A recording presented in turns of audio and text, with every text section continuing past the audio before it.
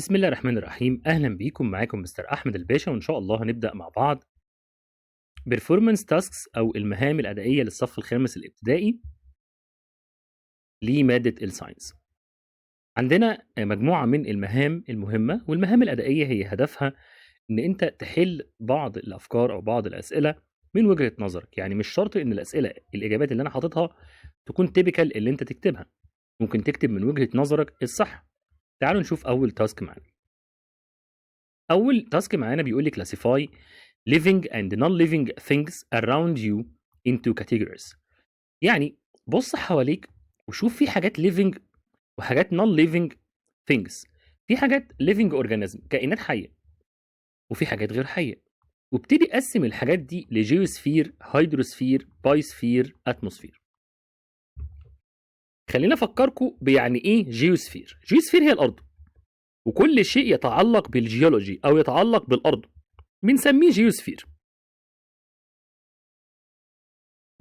والهيدروسفير هي الووتر او ما يتعلق بالووتر، والبايوسفير كائنات الحيه، واتموسفير هي الحاجات الهواء. فلو انا قلت لك في ايه جيوسفير حواليك، فانت ممكن تقول لي ان انا حواليا مثلا وول، حواليا حيطه. ما هو جيوسفير دي ارض، يعني حاجه جماد تقدر تمسكه، حاجه من الارض. ما هو الحيطه دي اتبنت منين؟ من الارض. احنا جبنا الارض وجبنا الاسمنت والرمل وكده وبنينا المبنى بتاعنا. فممكن تقول روك، ممكن تقول لاند الارض، ممكن تقول سويل، ممكن تقول بيلدينج. اي حاجه انت شايف ان هي تبع الجيوسفير ممكن تكتبها. انا شخصيا كتبت لاند اند سويل. هيدروسفير في الووتر، اشهر حاجه الووتر. ممكن تكتب رين، لو انت في منطقه مثلا فيها امطار كتير اكتب رين، مفيش مشكله. بايوسفير اللي هي الاشياء الحيه، فعندك هيومن، عندك بلانتس، عندك انيمالز. لو انت شايف حاجه تانية اكتب. ممكن واحد يكتب بكتيريا، ما دي ليفنج اورجانيزم برضه. اتموسفير الاير مثلا، ممكن واحد يكتب ويند. الفكره هنا ان احنا بنكتب اي مثال حوالينا في الحياه بتاعتنا من وجهه نظرك انت تنطبق على جيوسفير، هيدروسفير، بايوسفير، اتموسفير. التاسك الثانيه بيقول لي هنا aquatic ecosystem اللي هي الحياه البحريه differ in types او in the type of water movement. It is also differ in the type of living organisms that can live in it. Explain the different characteristics of some aquatic ecosystems and the types of living organisms live in them. بادئ بالبونز. بونز دي اللي هي بركه المياه، البركه الصغيره اللي الميه فيها ما بتتحركش. دي بتكون ايه؟ ممكن تكون مثلا فريش ووتر. طب النوع الموفمنت هنا، الووتر موفمنت تكون ايه؟ الموفمنت هنا ممكن تكون ستيل ووتر. ستيل ووتر هنا نوت موفينج، يعني ستيل هنا مقصود بيها ان هي مياه راكده ما بتتحركش. والمياه الراكده دي على فكره تايبس اوف ليفنج ثينكس اللي فيها، الكائنات الحيه اللي فيها انسكتس، وورمز، كل الحاجات دي بتعيش في الايه البونز. ولو انت فتحت الكتاب وشفت البونز ايه الحاجات اللي بتعيش فيها ومن وجهه نظرك في حاجات تانية اكتب. لو انت تعرف ان في بوند مثلا سولت ووتر اكتب. انا شخصيا اعرف ان اغلب البوندز هي فريش ووتر. ستريمز كلها يعتبر فريش ووتر.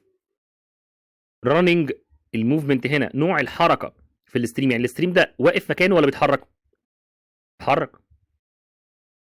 كات فيش، موسس، دي اكزامبل على الحاجات اللي بتعيش في الانهار او في الستريمز.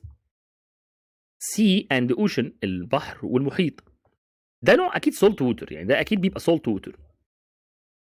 الموفمنت هنا او نوع الحركه هنا راننج، هي مياه مش راكده. المياه دي دايما بتتحرك، مياه البحر دايما بتتحرك، ومياه الايه البحار دايما بتتحرك. وطبعا هنا اكتب اي نوع من انواع الفيش. يعني انا كتبت هنا فيش، في فيش بتعيش جوه. انت شوف ايه، اكتب شارك، اكتب دولفين، اكتب اي نوع سمك انت بتحبه بيعيش، بس بيعيش في البحر او في الايه او في النهر. ده تاسك جميل برضو. التاسك اللي بعد كده تاسك جميل جدا، بيقول لي ديزاين ا دايجرام شوينج ووتر سايكل. الووتر سايكل دي عباره عن فكره ان المياه تنزل من الامطار، تنزل في البحر او النهر او كده، وترجع يحصل لها ايفابوريشن تاني وتنزل تاني وهكذا.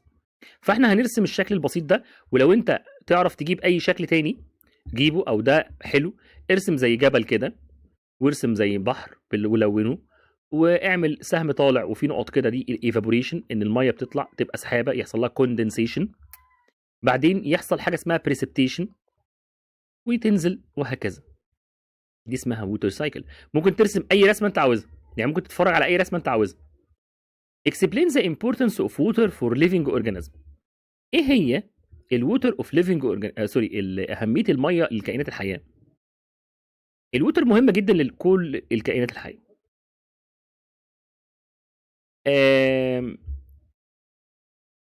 هيومن يعني هو مهم للهيومن لان هو يوز درينكينج اند ووشنج. يعني الانسان بيستخدم، احنا هنا هنقسم الليفنج اورجانيزم لهيومن وانيمال وبلانت.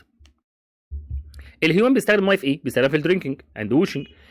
الانيمال بيستخدمها في الدرينكينج، ممكن الانيمال يشرب.